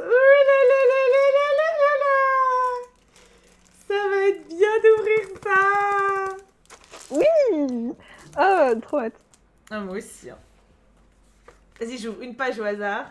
Oh, petite avant-première. Pendant que les retours se font. C'est si cute. C'est si cute tout. Oh là, ça sent bon, ça sent le neuf. Non, je me spoil pas, je découvrirai avec vous. J'adore écrire, moi, et je serais tentée de participer à un concours d'écriture, mais les thèmes, ça me hype pas. Enfin, je sais pas trop, des fois je suis inspirée, des fois pas en plus. Alors, je pense que justement, l'intérêt, je l'ai déjà dit la semaine dernière, mais ça me gêne pas de le redire mon point de vue là-dessus. Hein. Je pense que l'intérêt de l'atelier d'écriture, c'est justement de s'approprier des thèmes qui ne nous inspirent pas. Le but, c'est vraiment de pratiquer. L'exercice, en fait, d'écriture, c'est un exercice qui doit se faire dans plein de conditions différentes. Et pour trouver son style et le travailler encore plus, rien ne vaut des contraintes. Donc, en vrai, si un sujet t'inspire pas, tant mieux, limite, j'ai envie de dire. C'est plus gratifiant, plus efficace au niveau du travail que tu vas faire. Donc, si un sujet t'inspire pas, demande-toi, qu'est-ce que tu peux bien sortir dessus? Comment tu peux l'amener dans ton univers à toi? Et après, peut-être que ton texte, il sera pas dingue. C'est possible, hein, mais peut-être que tu vas réussir à faire quelque chose de vraiment, vraiment, vraiment particulier. Et peut-être aussi que tu vas te surprendre. Tu vas te retrouver à écrire dans un genre ou dans un style qui te ressemble pas. Tu vas te dire, putain, c'est sympa en fait d'écrire comme ça et tout. Ça peut être super intéressant. Oui, il y aura un stream cet après-midi, Pétunia, de toute façon. Après, ça dépend. J'aimerais beaucoup faire, bien sûr, les panini, mais ça dépend si je reçois ma petite caméra à temps. Donc, on verra. Non, faut pas que je regarde. Oh, j'ai envie! Ah!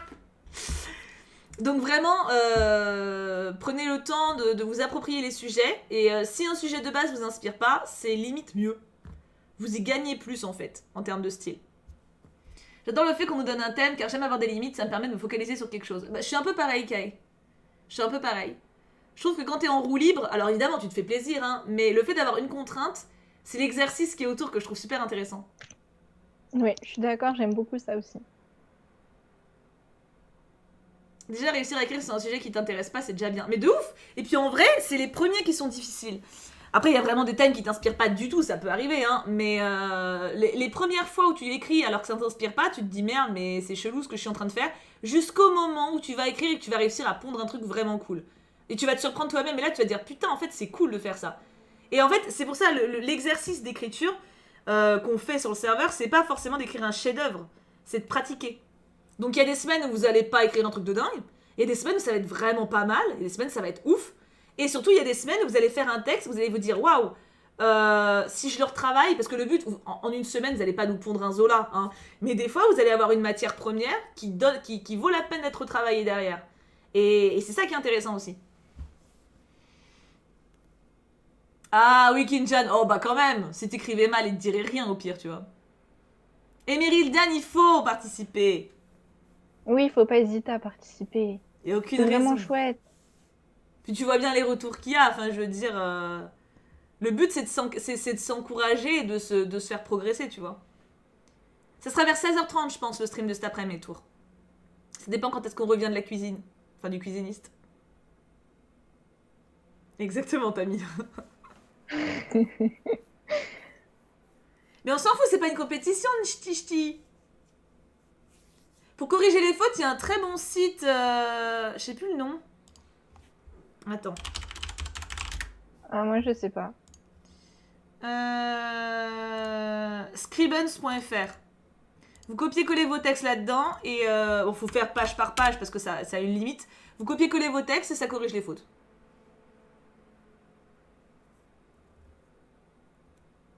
Il manque le petit déclic. Ah, je comprends.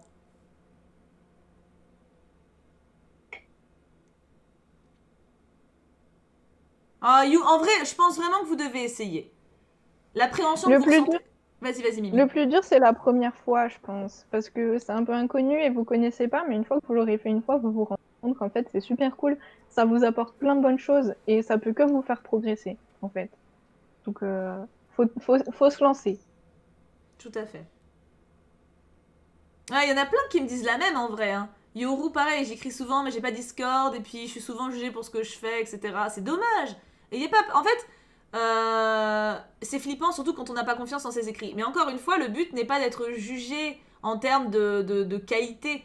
Le but, c'est de pratiquer. Et le problème, c'est que quand on pratique tout seul, on peut pas, on n'a pas de retour extérieur, donc on a une vision biaisée. Ou on se trouve que ce qu'on fait c'est de la merde parce qu'on n'a pas confiance en soi, ou alors on trouve que l'histoire est géniale, et peut-être qu'elle l'est, mais peut-être que aussi vous pouvez l'améliorer. Par exemple, une histoire que vous aimez bien, des persos que vous aimez bien, avec les retours de certaines personnes, vous pouvez vous dire ah ouais merde, c'est vrai que là on comprend pas trop.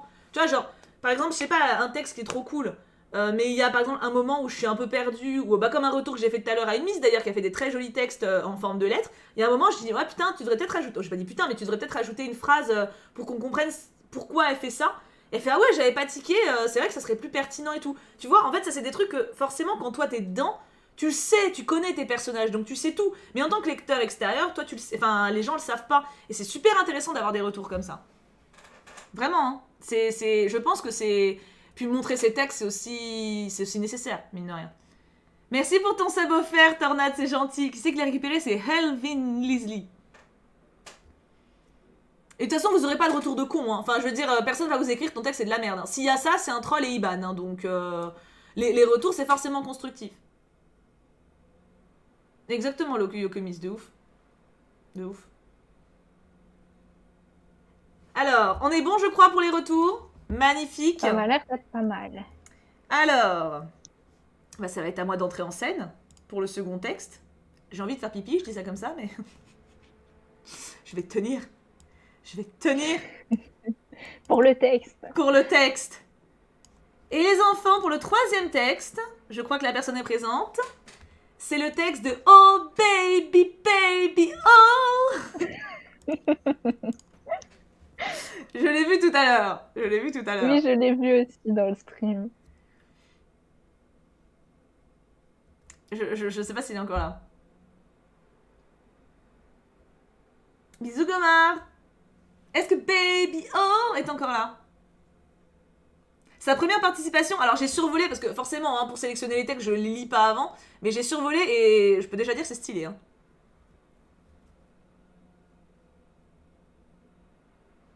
Ah oui, alors le serveur Discord qu'on ne connaît pas, c'est un peu... Il y a du bordel, mais en vrai c'est très organisé. N'hésite pas à aller voir le règlement au cas où. OMG, j'étais pas prête, mais panique. Mais non meuf! Je savais pas que t'étais une meuf. Bah forcément, je pense à Justin Bieber quand je vois ton pseudo, donc je t'imagine en mec. Mais non, aucune raison de stresser, t'inquiète, j'ai survolé, il est quali. C'est pour ça que je l'ai sélectionné d'ailleurs. Est-ce que vous êtes prêts pour le texte de Baby, Baby, oh? C'est le texte 33. Merci Natsubaru. Faut vraiment qu'on note les numéros, meuf. Hein. Ouais, il faut qu'on prenne ce réflexe. Mais oui, on a trouvé un super système et on l'utilise pas, quoi. C'est quand même fou. Bête. Allez, le texte de Baby Oh, on y va. Mon trésor. La chaleur du sable ne manqua pas d'irriter les doigts à peine ensevelis de Malo, dont les genoux imitaient la pose de ses paumes à même le sol. Agenouillé face aux arbres sans plafond, faute de leur hauteur gigantesque, il était sur le point de pleurer, les lèvres tremblantes. Il arrêta de regarder cette végétation le temps de lancer un coup d'œil à sa coéquipière, un peu en retrait, elle-même très émue. Joyce jeta une dernière fois la carte entre ses mains, voulant se rassurer, se prouver que tout cela était bien réel. La falaise en forme d'ours au loin confirmait son espoir, leur espoir. Non sans une longue et profonde inspiration, elle sourit à son capitaine pour lui montrer qu'ils avaient enfin réussi. Malo, toujours à terre, comprit aux yeux de la jeune femme à ses côtés qui inspirait le triomphe qu'il pouvait enfin se proclamer vainqueur de cette ultime chasse au trésor qui animait le monde de la piraterie depuis maintenant quelques mois, à la suite d'un défi lancé par le plus grand marin de sa génération. Il s'ennuyait, disait-on, et avait décidé de cacher la carte qui menait au plus grand mystère de l'humanité, la richesse de l'Empereur Rouge, tel était son surnom. Il aurait prédit son assassinat, commandité par son pire ennemi, et, conscient qu'il allait donc être pillé par ses confrères, avait remué ciel et terre pour trouver le meilleur endroit où enterrer ses biens. Cette histoire, les hommes pensaient qu'il s'agissait d'une légende, puisque l'anecdote avait désormais plusieurs millénaires. Seulement voilà, ce n'était pas qu'un mythe, et le marin en avait la preuve. Et c'était avec l'envie de voyager pour espérer découvrir ses fortunes que Malo et Joy avaient sauté dans le premier bateau volé. Ce n'était pas légal, certes, mais ils se disaient qu'ils auraient tout le temps et surtout l'argent de rembourser cet affront une fois le trésor déniché. Ni une ni deux, ils avaient d'abord cherché la carte, repérée après plusieurs semaines dans un trafic de brigands qui cherchait à la revendre des millions suite à sa découverte inattendue dans un marché spécialisé dans les bijoux. Le marin n'avait pas cherché une cachette très élaborée. Son but était après tout de laisser les pirates des quatre coins du monde en proie au désespoir sur les mers déchaînées et les terres torrides d'aventure. Le bateau volé n'était donc pas la seule chose dérobée pour cette expédition, puisqu'il n'avait pas les moyens d'acquérir ce parchemin avec le prix demandé. La discrétion et l'intelligence de Joy permettaient de rentrer en parfaite symbiose avec la rapidité et la force précise de Malo, faisant de leur duo de voleurs le plus redouté des pirates. Joy posa une main délicate sur l'épaule de son capitaine, celui-ci toujours à terre. Ses larmes avaient péri entre les grains jaunes et chauds pour laisser place à un sourire rayonnant, plein de fierté. Il se releva à l'aide de son ami et en profita pour épousseter ses paumes et ses genoux, replaçant correctement son tricorne à plumes sur son bandeau de protection qui penchait dangereusement vers le sol depuis quelques minutes. Son bas sombre garderait les marques claires de la poussière, mais tant pis. Au moins, sa chemise n'était pas touchée. Il avait dépensé sans compter pour ce haut qui l'habillait fièrement. Joy, quant à elle, réajusta la prise qu'avait son épaule sur sa bandoulière, prête à aller de l'avant comme le montraient fièrement sa combinaison et ses ceintures, signe d'appartenance des explorateurs. « Faisons vite, dit-elle, le temps commence à se gâter. » Il n'en fallut pas plus à Malo pour qu'il prenne la tête du sentier qui s'ouvrait en face de ses yeux. Le sentiment d'être en harmonie avec la nature ne le quittait plus depuis qu'ils avaient posé pied ici. Tout était comme dans son imaginaire. Grand, beau. Ils étaient à peine à l'orée de la forêt qu'ils ne savaient pas où poser les yeux face à ce tant d'extravagance. Malo respirait comme il ne l'avait jamais fait auparavant. Ses poumons étaient pleins d'un air frais, nouveau. Il se sentait vraiment vivant. Cela faisait plusieurs minutes qu'il marchait, mais pour lui, seules quelques secondes étaient passées. Il y avait tellement à explorer de cette nouvelle terre. La carte ne nous donne pas plus d'informations à partir de là. Elle nous dit juste au dos qu'il faut s'approcher du prédateur avec prudence. Je suppose que c'est censé évoquer la falaise d'ours. Dans ce cas, nous ferions mieux de bifurquer à gauche. Nous avons marché droit dès le départ, alors que l'entrée de l'île nous montrait que les roches étaient plutôt côté ouest. Avec un peu de chance, nous y serons dans... Joy! Cette dernière releva ses pupilles du plan après son appellation. Son capitaine avait pris un ton très sérieux. Avait-elle fait une bêtise? Malo lui prit la carte des mains, ne pouvant retenir le ricanement qui s'échappa d'entre ses lèvres. Sa coéquipière était toujours sérieuse, sans cesse très à fond. Il voulait lui sortir le nez de ses pensées, la faire profiter de cette merveille qui leur tendait les bras. « Regarde !» Il la prit par les épaules et d'un geste délicat la plaça en amont de sa propre position. Joy n'en revenait pas. Trop occupée par la carte et son sens d'orientation qui prenait trop de place dans son esprit, elle n'avait pas remarqué qu'il s'était engagé sur une toute petite colline. La vue qui s'offrait à eux était somptueuse. Leur hauteur, minime mais présente, leur permettait d'avoir une vue plus libre de l'île. Les oiseaux chantaient et dansaient près d'arbres aux feuilles extraordinairement vertes. À leur côté chutait une cascade, d'une eau si claire qu'ils auraient pu sans effort retrouver leur reflet net et précis, de la même manière qu'un miroir astiqué. Joy avait les yeux grands ouverts. Elle s'en voulait d'être passée à côté d'un tel spectacle. Malo, lui, avait profité de ce petit silence de paix instauré par cette beauté pour clore ses paupières. Il se concentrait sur le pépillement des ailés, le jet de la coulée clairvoyante contre les pierres, la légère brise de mer qui s'étalait dans l'air. Mais un souffle plus fort que les autres vint bousculer le calme de Malo et les rêves de Joy. Le temps déclinait bel et bien, comme il l'avait redouté. Les nuages noirs approchaient. Bien, je suis d'accord avec toi. Partons vers la gauche. Quelques heures plus tard, ce n'était plus qu'un simple vent qui soufflait, mais bel et bien des bourrasques qui relevaient de l'impossible à franchir. Malo s'accrochait désespérément à son fourreau. Il se disait que, peut-être, arriverait-il à briser l'air de son sabre. Espoir vain, mais ça lui donnait la force nécessaire de continuer d'avancer. Il n'y voyait rien avec ces mèches qui bloquaient tout axe de vue, mais tant pis, il fallait continuer. Il savait que le temps était compté. Ils étaient peut-être désormais les seuls détenteurs de la carte, mais beaucoup y avaient jeté un coup d'œil, alors un croquis suffisait pour se diriger ici. Il ne serait plus seul d'ici quelque temps, c'était certain.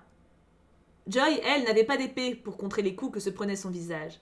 Alors elle continuait d'avancer coûte que coûte, bras croisés à quelques centimètres de son front pour faire barrière. Heureusement pour eux, les nuages semblaient cléments et ne déversaient que quelques gouttes de pluie seulement, la plupart arrêtées par les feuilles et branches des arbres forts. « Capitaine, je vois l'entrée de l'ours !» Dans un élan de surprise, Malo tourna la tête vers l'endroit qu'indiquait péniblement Joy de son index gauche. Il s'attendait à ce que la falaise soit encore à plusieurs mètres d'eux, mais apparemment leur estimation avait été faussée. L'ours était imposant, les griffes et les dents sorties. Même si ce n'était qu'un amas de roches, ça restait effrayant à regarder. L'impression qu'il allait leur sauter dessus ne les quittait pas. « Malo, Malo, je le vois! Le trésor, là-bas !» Le cœur des deux aventuriers battait la chamade à l'unisson. Une crypte se dressait en avant de leurs deux corps, et la souche abritait comme convenu un coffre scintillant et majestueux. Tout ceci était réel. Ils avaient trouvé la plus grande richesse du monde. À ce moment-là, la tempête n'était rien de plus pour eux qu'une douceur du ciel. Ils se mirent à courir pour combler l'espace qui les séparait de leur trésor. Mais alors qu'ils étaient sur le point de toucher ce bien précieux, une voix les dissuada de continuer, coupant court à leur dernier retranchement. « Joy, Malo, c'est l'heure du goûter !» Alors tout disparut. Plus d'îles aux arbres immenses, plus de tempêtes, plus de falaises, plus de vêtements luxueux. Plus de Malo le capitaine et Joy l'exploratrice, plus de trésors. Juste deux enfants, hauts comme 3 pommes. La mère de Malo ne put s'empêcher de rire en voyant le bazar qu'avaient infligé son fils et son ami d'école à leur jardin. Les deux bambins tournaient avec vitesse sur le tourniquet en face d'une boîte à bijoux cachée sous la peluche préférée de son petit garçon, son ours empereur rouge. Plus loin, sur une flaque de boue, flottait un bateau en papier entouré de gravier. Et puis, ils étaient d'ailleurs drôlement vêtus. Joy portait une vieille salopette toute trouée, faisant 3 fois sa taille, et une ancienne sacoche de laboureur. Malo ne s'en sortait pas mieux, avec la chemise de nuit et les bottes de sa grande sœur. Ce qui la surprenait vraiment, c'était le pot de fleurs niché sur la tête de son fils, une plume noire sûrement trouvée dans l'herbe scotchée sur ce dernier. Tous les deux étaient couverts de terre. Comment expliquer ce carnage aux parents de Joy quand ils viendront la chercher ? Elle se demandait bien de qui ils avaient pris le rôle cette fois-ci. Elle attrapa une feuille de papier qui volait non loin d'elle et sourit face à l'inscription « Trésor de l'Empereur Rouge ». Les lignes tracées étaient tangentes, maladroites, mais c'était toute cette innocence qui la faisait apprécier les moments comme ceux-ci. Elle avait l'impression que son enfant s'amusait beaucoup avec son imagination.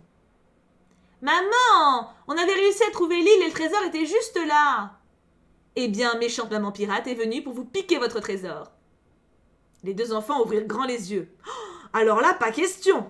« Viens, Joy, on va manger pour prendre des forces et battre méchante maman pirate !» Il ne fallut pas plus de temps que ça pour que les deux bambins se précipitent dans la cuisine par la porte-fenêtre extérieure, évitant de justesse les bras de méchante maman pirate qui tentait de les arrêter. La mère de Malo leva les yeux au ciel, le sourire aux lèvres. Elle avait finalement compris à quoi ils avaient joué. Et pour elle, il n'existait pas de plus belle richesse que la chair de sa chair. Mon trésor. Oh, c'est trop chou. J'ai envie de chouiner. C'est trop adorable. Oh putain, la fin m'a émue. J'ai envie de pleurer en vrai. Ah, c'était trop chou. Mais la fin est trop belle. Mais J'adore. oui, c'est tellement mignon. On enlève le texte. Go Discord, vous savez ce qu'il vous reste à faire. Les retours dans l'écriture. Et le vote. Du coup, c'était le 33, quelqu'un me l'a gentiment dit. Et si vous voulez voter, du coup, texte 33 pour Baby. Oh, et je mets un cœur, c'était trop mignon. C'était beaucoup trop chou. J'ai adoré, trop mignon. Alors du coup, je te fais mon retour en vocal pendant que tout le monde écrit. Mais ça m'a trop touchée. Alors déjà, gros bravo parce que moi j'avais survolé, donc je savais la fin. J'avais juste vu la fin et le début en gros, tu vois. Et en lisant le début, je me suis dit, mais merde, mais je me suis gourée de texte en fait. Parce que moi j'avais vu la fin avec la maman, tu vois. Et en vrai, t'as super bien dosé parce qu'il y a grave le côté... au début où t'as l'impression que c'est un vrai texte de piraterie, mais t'as mis quelques petits indices quand même, tu vois. Genre camarade, les grands yeux écarquillés, enfin il y a plein de petits mots comme ça qui te font dire c'est bizarre, tu sais, quand même, enfin, pour des adultes, enfin. Mais juste, t'as juste un petit doute, t'es en mode ah, c'est pas courant comme façon de le dire, tu vois. Et en fait, après, quand tu vois la fin, ça prend ton sous-sens. C'est génial. T'as super bien dosé ça, c'est super bien fait parce que c'est pas facile en plus de pas spoil ou de pas trop donner en avant des indices, tu vois. Et la fin est trop touchante. Tu m'as mis les larmes aux yeux, baby yo. Donc, hein. Premier texte en plus, vous voyez comme quoi faut pas hésiter. Baby oh, elle avait pas confiance et puis bah voilà. Elle nous a fait une petite merveille. Trop chouki quoi. Je suis pas sûre que ce soit vraiment améliorable. Peut-être si tu le retravailles dans quelques temps, tu pourras encore améliorer la finesse au niveau des clins d'œil. Parce que là, on tique quand même. Tu vois, enfin, moi, après, j'avais vu la fin, donc je sais pas si des gens avaient tiqué les mots, tu vois. Je sais pas si c'est pas encore possible d'affiner ça, de mettre encore plus subtil. Peut-être ça peut se travailler encore pour que ce soit vraiment indétectable à la première lecture, tu vois. Qu'il n'y ait aucun tiquage. Mais, c'était trop bien. L'idée est trop bien. J'ai trop aimé l'idée aussi. Je trouve ça trop original en fait. J'ai adoré.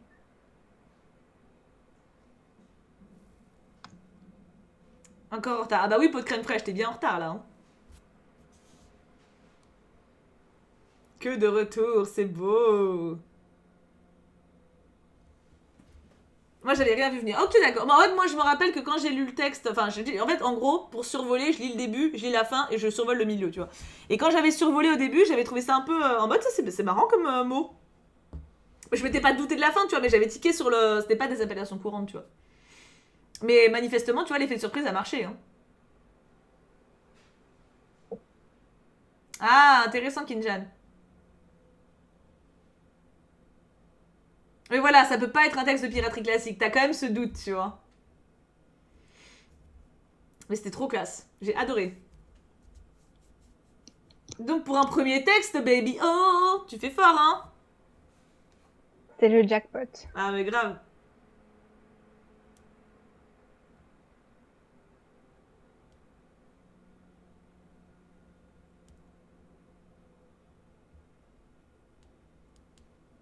Attends, j'ai Kim qui m'envoie un message.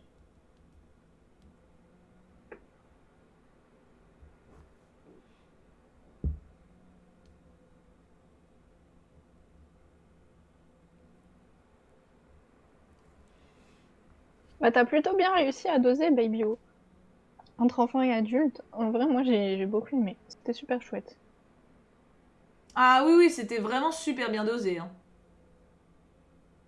Je te dis, quand j'ai lu le texte, alors que pourtant, donc j'ai sélectionné les textes avant avec Mimi, hein, et quand j'ai lu le début, je me suis dit, mais attends, merde, c'est pas celui que je pensais. Moi, je pensais que c'était avec les gamins. Et j'ai eu ce. Ah, après, il y a eu justement les petits mots qui m'ont fait tiquer, tu vois, où je me suis dit, ça doit être le bon. Mais non, t'as super bien dosé. Mais t'as tout à fait raison, c'est super. Enfin, c'est très compliqué de faire le juste milieu. Parce que si c'est des. Tu peux pas. Tu peux pas faire des adultes avec un langage de bourru si c'est des gamins de 5 piges, tu vois. Je me disais que c'était juste ces mots. Oui, aussi. C'est bien car les streams nous amènent de nouvelles plumes. Ouais, grave. Bah, Baby Oh, de base, c'est sur Twitch, hein. Clairement. Ou alors peut-être elle était sur Discord mais n'écrivait pas. Mais en tout cas, moi je l'ai connue sur Twitch. Baby Oh. Baby O. C'est trop chouette de découvrir des nouvelles plumes et puis quel talent, purée. Incroyable. Ouais, puis ce qui est cool, c'est de voir l'évolution, puis ça encourage d'autres personnes à écrire. Enfin, non, c'est trop cool. Ouais. Bah, ceux qui écrivent depuis longtemps, on voit l'évolution de leurs plumes à travers le concours. Ouais, Et clairement. je trouve ça trop chouette. Oui, puis même la confiance, quoi.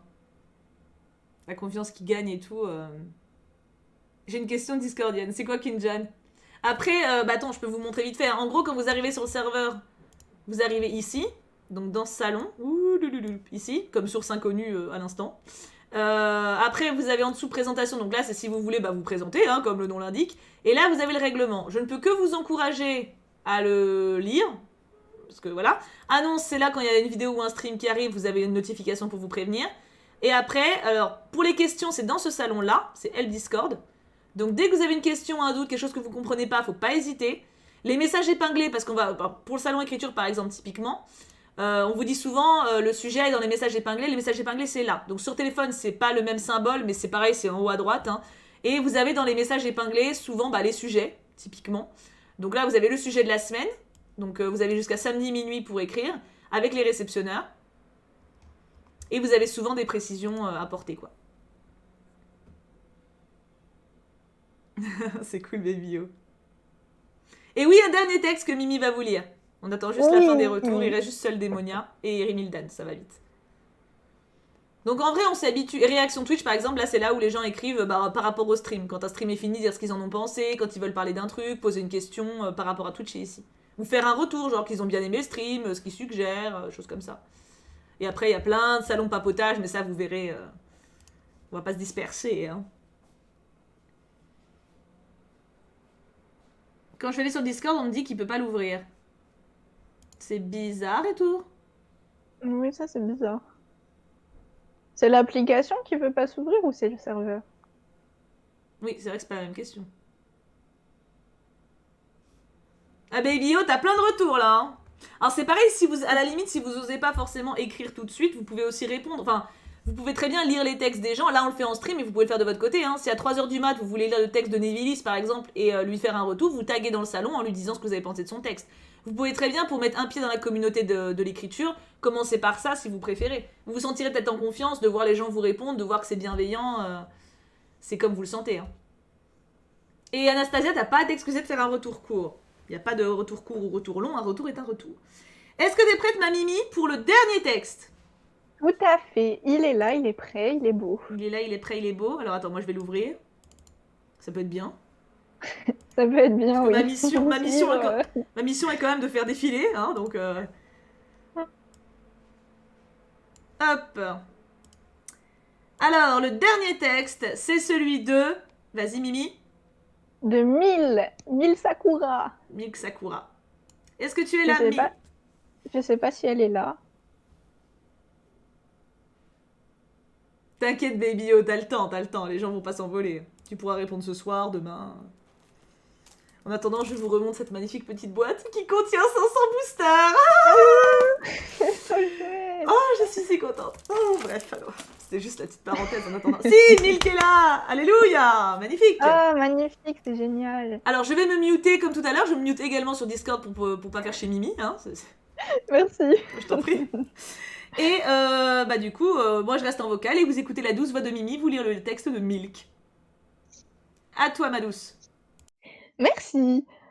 Alors, le texte s'intitule Un trésor précieux. Un homme se trouve dans un grenier. Il a la trentaine, les cheveux noirs, les yeux noisettes, assez grands et élancés. Il se nomme Morgan.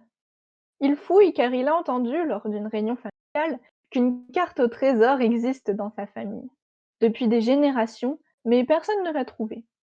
C'était une ancienne famille de pirates avant qu'ils ne se convertissent en citoyens modèles. Il aimerait trouver ce trésor pour sa femme, Kayla, une jolie brune aux yeux verts et son fils, Lloyd, un adorable bambin aux cheveux noirs ébouriffés et aux yeux verts. Il a du mal à subvenir aux besoins de sa famille car ils tiennent une auberge qui ne marche pas énormément. Ils ont des moments où des clients passent et d'autres où personne ne vient. C'est son épouse qui tient la réception, qui sert les clients et s'occupe d'Ellie avec l'aide d'une de ses sœurs. Son frère à lui vient, quant à lui, les aider pour ce qui concerne la cuisine. Lui, de son côté, s'occupe de couper du bois pour alimenter la cheminée et de tout ce qui touche le travail manuel, électricité, plomberie, mécanique. Et c'est lui aussi qui répare quand il y a des trous. Bien sûr, sa femme et son fils ont l'air heureux de leur vie, mais il aimerait l'améliorer. Il faut qu'il trouve cette carte. Il continue de fouiller quand tout d'un coup, il entend un bruit, comme quelque chose qui tombe au sol. Il se retourne et voit un vieux parchemin qui glisse vers son pied. Il le prend, c'est poussiéreux. Il souffle dessus, puis il le regarde. Il sent de la joie l'envahir. Il vient de trouver la carte, celle que personne dans sa famille n'a trouvée, comme s'il devait la trouver, lui. Ce trésor se trouve dans des ruines, pas si loin de son auberge, Mais il y a des monstres qui les ont envahis. Il ne peut pas y aller seul. Il faut qu'il trouve des gens pour l'aider dans sa quête. Chérie, nous avons des clients. Il sursaute en entendant sa femme l'appeler. Des clients en ce moment, c'est très étrange. Il plie la carte précautionneusement et la met dans la poche de son pantalon. Il descend peu de temps après pour voir ses nouveaux arrivants. Arrivé au bas des marches, Morgan se trouve devant un groupe de 3 personnes, un homme et 2 femmes. Ils ont l'air d'être des guerriers. L'homme porte sur son dos une épée, une main avec un sac qui doit transporter leurs potions de soins et différentes armes et armures. L'une des femmes porte sur son dos un arc, une chasseuse donc, et la dernière un bâton, sûrement une soigneuse. Des clients providentiels pour lui. Bonjour, bienvenue à l'auberge Le Bon Repos. Vous venez vous reposer? Nous avons justement des chambres libres. Bonjour. Oui, en explorant les alentours, nous sommes tombés sur votre auberge. Je me nomme Aoukaï et mes partenaires sont Maya et Charline. Enchantée! Je vais vous accompagner à votre chambre. Non, non, laisse ma chérie, je vais le faire. Tu es sûre? Oui, oui, j'en suis sûre. Très bien, je te laisse les accompagner alors. Morgan lui embrasse la joue avant de se retourner vers leur client. Si vous voulez bien me suivre. Les aventuriers le suivent, ils les accompagnent donc à leur chambre composée de 3 lits séparés. Voici votre chambre, j'espère qu'elle vous convient. Oui, oui, elle est très bien. Le jeune aubergiste leur sourit, soulagé. Mais est-ce qu'il ose leur demander cette faveur? De l'aider à trouver le trésor? Il ne sait pas s'il le peut. Cependant, pour finir, il décide de leur parler. Désolé de vous embêter avec ça, mais est-ce que vous pourriez m'aider à trouver quelque chose d'important pour moi? Car là où se trouve ce que je cherche, beaucoup de monstres y ont élu domicile. Que voulez-vous trouver? Oh, j'aimerais trouver un objet dans les ruines, pas loin d'ici, c'est un... Tu parles encore de ce trésor, Morgane? Le jeune homme sursaute, surpris d'entendre sa femme derrière lui. Elle se retourne, il se retourne vers elle. Oui, j'ai trouvé la carte et... Je t'ai déjà dit que nous n'avons pas besoin de ce trésor. Nous sommes heureux ainsi avec Lloyd. On n'a pas besoin d'autre chose. Mais c'est pour mieux subvenir à nos besoins et vous donner une vie plus confortable et stable. Tu sais très bien que pour moi, ce qui est le plus important, c'est que nous soyons ensemble avec notre fils. En plus, c'est trop dangereux, j'ai entendu que c'était dans les ruines, pas loin de notre auberge. Je ne veux pas que tu te mettes en danger juste pour ce trésor dont on ne sait rien. Mais non, non, je ne veux pas que tu prennes de risques. Le jeune homme se tait. Il sait qu'il n'arrivera pas à faire changer d'avis sa femme. Il pense que les aventuriers ne vont pas non plus l'aider, car ils sont d'accord avec elle. Mais il décide quand même d'y aller, même seul. S'il y a la moindre chance de pouvoir, avec un trésor, améliorer sa vie de famille, il ne va pas la rater. Très bien, je ne vais pas aller le chercher. Reposez-vous bien, chers aventuriers. Merci pour votre accueil. Il se sent mal de lui mentir, mais il ne peut pas rater cette chance. Il sort de la chambre et va s'occuper de ses tâches habituelles. Il se décide d'aller dans les ruines le lendemain matin. La journée continue tranquillement. Kayla se sent rassurée de plus en plus en voyant que son mari n'insiste pas pour aller chercher ce trésor. Elle s'occupe donc sans inquiétude de leurs clients. Puis, la nuit arrive. Sa sœur et beau-frère sont rentrés chez eux. Son fils dort après avoir joué avec son père. D'ailleurs, son mari est déjà parti se coucher. Elle s'occupe des derniers détails avant d'aller à son tour. Elle sent un léger vertige quand elle monte les escaliers. Elle doit se retenir d'une main sur la rambarde pour ne pas tomber. Ce malaise dure quelques secondes. Elle se dit donc que c'est juste la fatigue. Donc, dès qu'elle sent qu'elle va mieux, elle va vite rejoindre son lit pour s'y allonger. Le lendemain, Morgan se réveille tôt. Il voit sa femme dormir près de lui. Il lui embrasse la tempe. Avant de se lever, il se prépare, puis laisse un mot sur la table de chevet pour prévenir sa femme de son absence. Bonjour ma chérie. Je suis désolée, mais je vais devoir aller trouver ce trésor pour que nous ayons une meilleure vie. Car si j'ai cette chance de pouvoir nous rendre la vie plus facile, je ne veux pas la manquer. Je t'embrasse, je t'aime. Morgane. Il prend ses affaires, de l'eau, de quoi manger, des potions de soins, la carte au trésor, et sort enfin de l'auberge pour se diriger vers les ruines, qui se trouve à 1 heure de marche à pied. Quand il arrive enfin au lieu de son trésor, il y entre tout à l'air calme. Il s'enfonce donc de plus en plus entre les murs de cet endroit. Puis tout d'un coup, il entend un bruit, comme un animal qui renifle une bonne odeur et des pas lourds fouler le sol. Il sent la panique l'habiter. Un monstre n'est pas loin, il doit se cacher grâce aux édifices de ces ruines.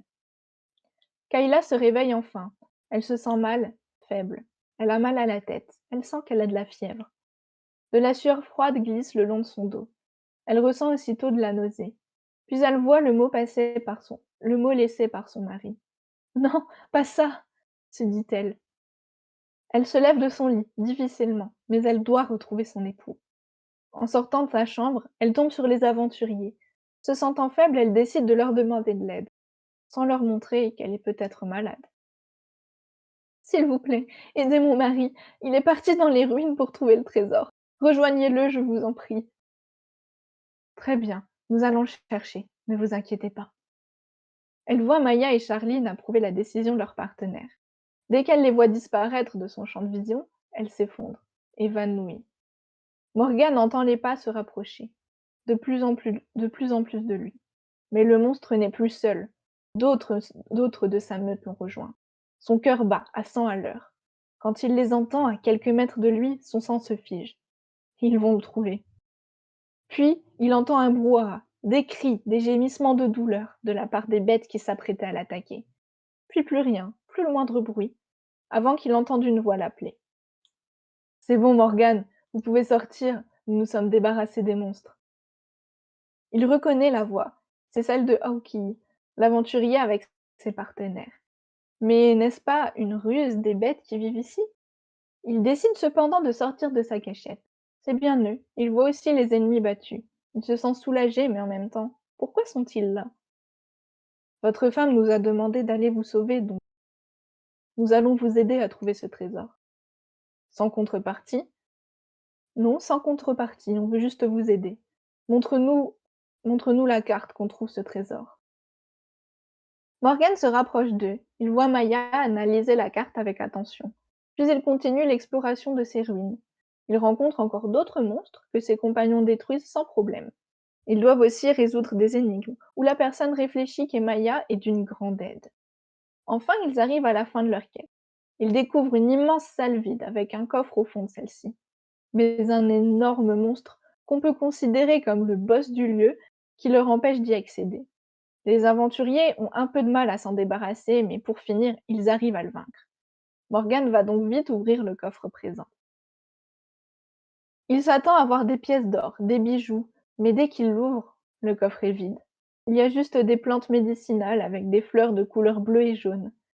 Il est tellement déçu et triste qu'il prend les plantes et les jette par terre dans un coin de la salle, avant de sortir en trombe devant les regards compatissants des aventuriers, et il décide de rentrer chez lui.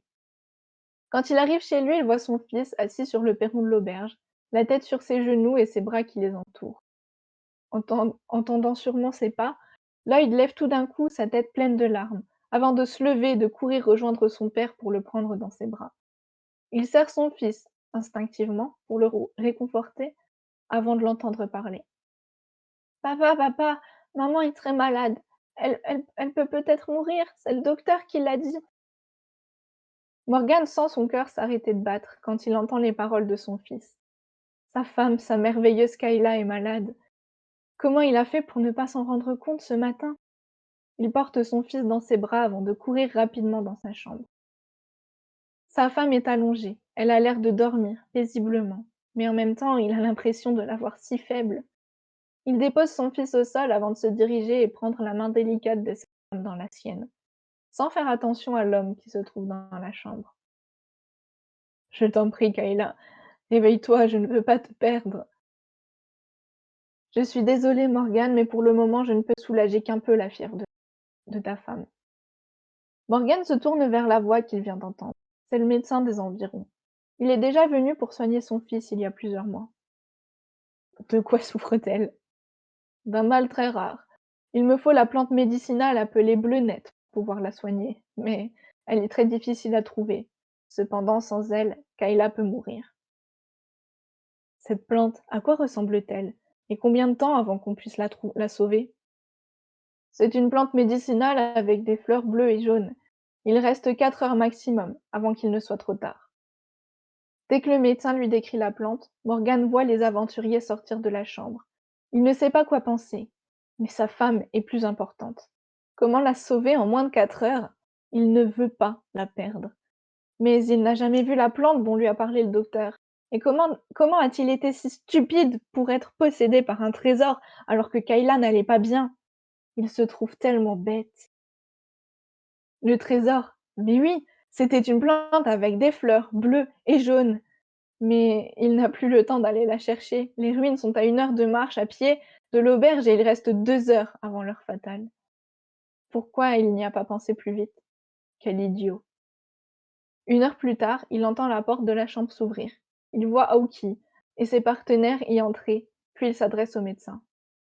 Est-ce que c'est cette plante? Morgan le voit tendre la plante qu'ils ont découvert récemment dans le coffre. Le fait que ce soit cette plante. Oui, c'est bien celle-là. Je prépare vite la potion pour qu'on puisse la donner à Kayla. Quelques minutes plus tard, la potion est prête. Le médecin fait vite boire celle-ci à la jeune femme malade. Plusieurs minutes passent. Morgan s'inquiète de plus en plus. Est-ce trop tard? On ne peut plus la sauver? Puis tout doucement, il voit sa femme ouvrir les yeux. Il est tellement soulagé qu'elle se soit réveillée. Tu es de retour, mon chéri. Je suis tellement contente que tu sois sain et sauf. L'aubergiste prend sa femme dans ses bras, suivi de leur enfant, et il se rend compte que son trésor le plus précieux est sa femme et son fils. Rien ne pourra jamais les remplacer. Il en a enfin pris conscience. Sa femme a raison, ils n'ont pas besoin de richesse, mais juste d'être ensemble pour être heureux. Ah, et c'est la fin! Ah, mais le mec, c'est un bolos! Mais oui, il est un peu débile quand même! Ah, Mais la fleur, tu l'as vu, c'est celle du mais trésor, grave! débilos! Ça, t'as Nishti qui dit si j'étais Kayla, je le largue et je pécho l'aventurier. Mais grave, mais tellement! Ah, de ouf, moi aussi. Après, bon, l'aventurier, il a quand même pas voulu prendre trop de risques. Bon. Oh, bah, l'aventurier, c'est quand même lui qui est retourné chercher la plante, quoi, alors que c'est pas sa femme de base, hein! Ouais, c'est vrai. Ouais. C'est lui, parce que en fait, au final, le gars là, il était tranquille dans son salon, genre il a passé 1 heure près du corps de sa femme à attendre, quoi, alors qu'il aurait pu au moins essayer d'atteindre le putain de truc. Qu'est-ce que je pourrais faire alors qu'il a vu la plante Mais ces 2 heures, quoi. Ils disent, oh, moi j'ai pas le temps. Bah, prends un cheval, je sais pas, cours, essaye au moins, quoi. Du coup, les retours, comme d'habitude, dans l'écriture et les votes, c'était quel texte?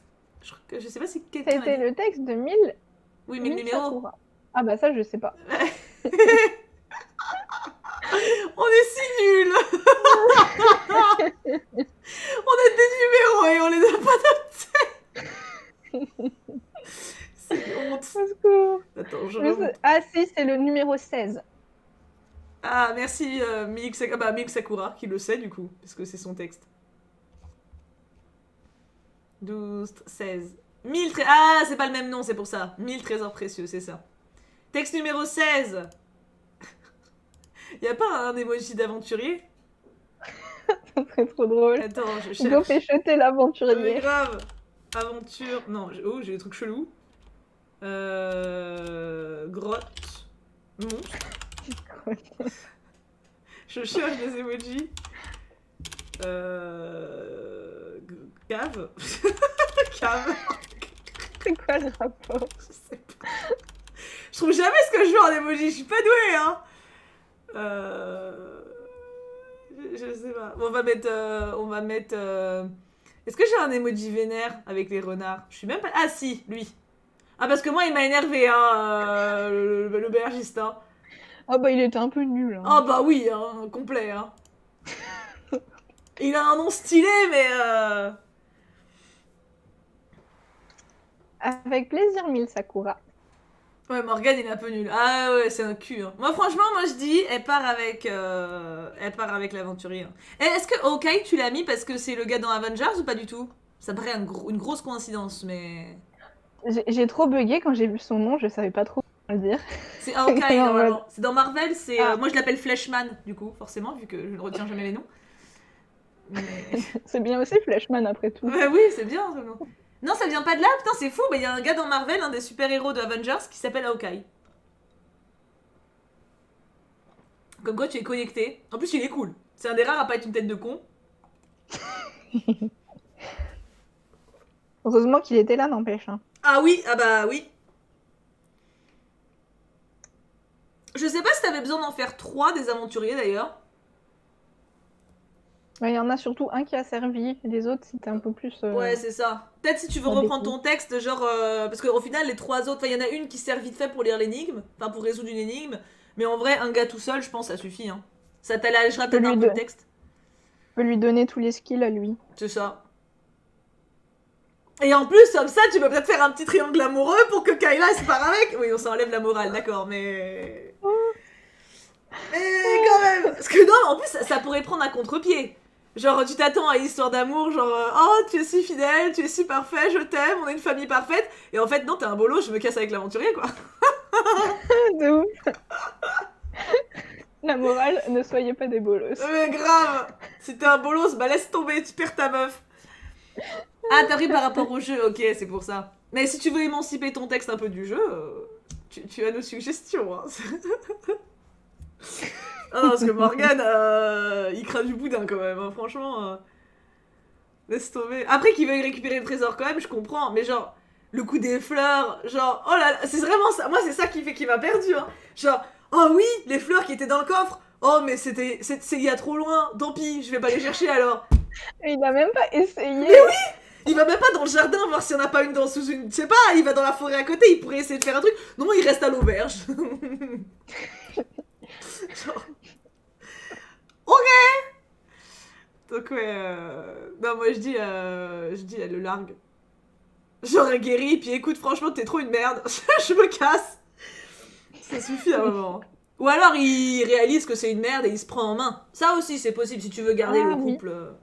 Tu vois, genre, il se réalise que. Parce que là, il se réalise qu'il s'est gouré de trésors, mais en vrai, c'est pas ça le problème. Hein. Le problème, c'est qu'il est. Il est nul. Il faut qu'il se bouge, quoi. Oui, il faut qu'il se bouge, tout à fait. Bah ouais, c'est ça. Il est trop suiveur, là. Ouais, ça, il est exaspérant de ouf. Non, le coup de sa femme est en train de crever, il reste dans l'auberge, ça passe pas, tu vois. Genre, oh là là, il faut une plante, je l'ai pas, quel dommage, restons là.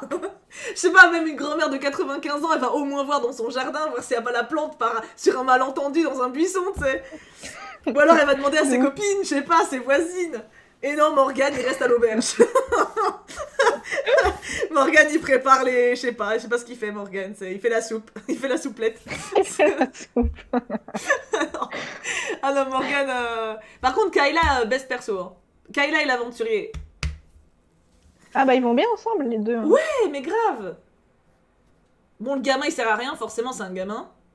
Au pire, tu enlèves le gamin et tu fais le triangle amoureux comme ça.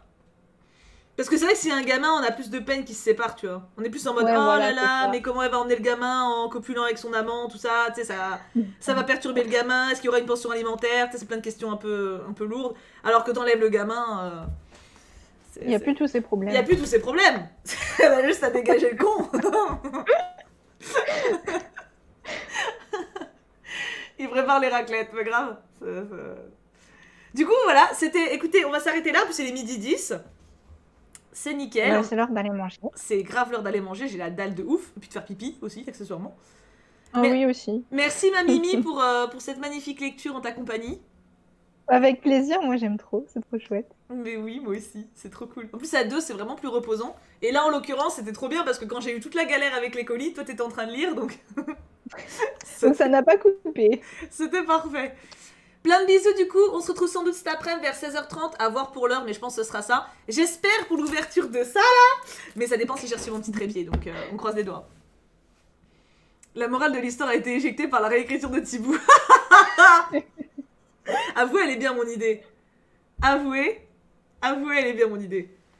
Milk, est-ce que t'es tentée, Milk, par une petite réécriture avec mon idée? Prenez bien soin de vous, on se retrouve tout à l'heure et bisous. Bisous.